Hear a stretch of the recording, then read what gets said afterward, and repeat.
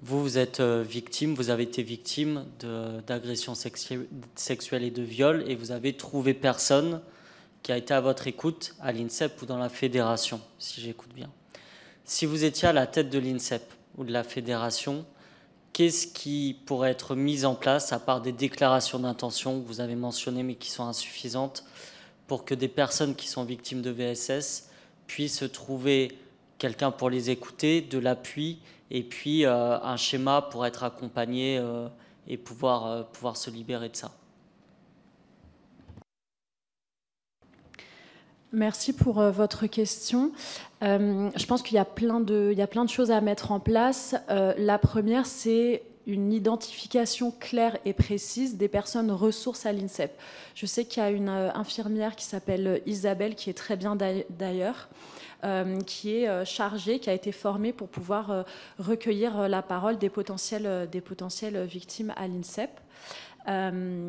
Personne n'a connaissance, enfin personne, j'exagère, mais en tout cas, je pense que très peu d'athlètes et de sportifs ont connaissance de cette personne ressource, et je pense que c'est dommage. Et après, je pense qu'il y a un réel travail de fond à faire à l'INSEP sur toute la culture sportive, sur toute la culture extrêmement sexiste de l'INSEP, parce que c'est drôle pour beaucoup d'athlètes masculins de rire, voilà, de l'accoutrement d'une sportive qui est habillée un peu trop court, de faire des remarques sur la vie sexuelle ou pas de certaines sportives. C'est drôle aussi de comparer combien de sportives on a dragué, avec combien de sportives on a couché. Donc il y a vraiment cette culture-là, et c'est vraiment dans ce cadre-là que les violences sexuelles sont mises en place. Et je pense aussi qu'il y a vraiment une mise à l'écart claire et nette à faire des sportifs ou des entraîneurs ou des encadrants, des mis en cause par rapport aux victimes. Parce que, encore une fois, dans le milieu du sport, on est sur des temps courts. Les carrières sportives, ça dure très peu de temps. À 30-35 ans, une carrière sportive en général s'arrête. Des compétitions arrivent très rapidement. On a des championnats d'Europe, des championnats du monde tous les ans ou tous les 2 ans. Il y a les championnats olympiques tous les 4 ans. Et donc une sportive, pour pouvoir continuer sa carrière, pour pouvoir vivre de son sport, ne peut pas se permettre de continuer à vivre et à fréquenter une personne qui est toujours dans son cadre d'entraînement ou même dans son cadre de vie. Et ce qui est encore une fois très important à souligner, c'est que l'INSEP, c'est extrêmement particulier, parce que pour Claire et moi, ça a été le cas.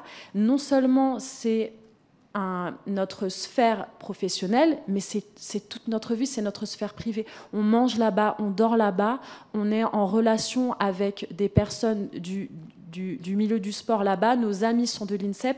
L'INSEP représente tout notre monde. À titre d'exemple, quand j'ai eu de gros désaccords par rapport à mon entraîneur à la fin de ma carrière en 2020, il m'a demandé de quitter le groupe d'entraînement. Sauf que quitter le groupe d'entraînement, ça veut dire tout abandonner. Je n'ai plus de toit, je n'ai plus de quoi manger, j'ai plus de ma carrière, je sais qu'est-ce qu'on fait, comment on s'organise. Et donc, c'est vraiment...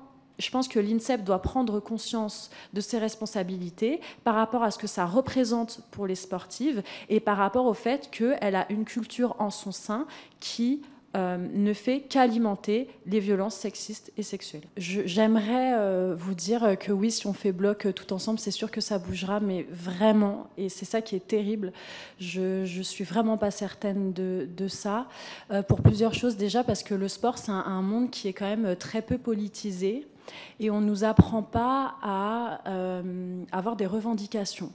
On nous apprend, et surtout dans le haut niveau, à devoir écouter, à devoir obéir, parce que ce qui est l'objectif ultime, c'est les Jeux Olympiques, et d'autant plus les Jeux Olympiques dans 1 an.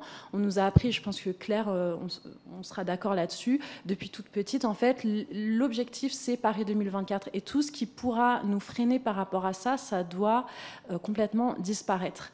Et étant donné qu'on est dans cette perspective-là, politiser ou en tout cas créer un collectif pour lutter ensemble, c'est super difficile. Claire l'a dit tout à l'heure, elle avait le témoignage d'une jeune femme qui était prête, voilà, à pouvoir l'aider dans ce qu'elle a raconté. Cette jeune femme a décidé de se retirer pour plein de raisons, et notamment parce que le haut niveau, c'est énormément de pression. Donc je pense que c'est extrêmement compliqué.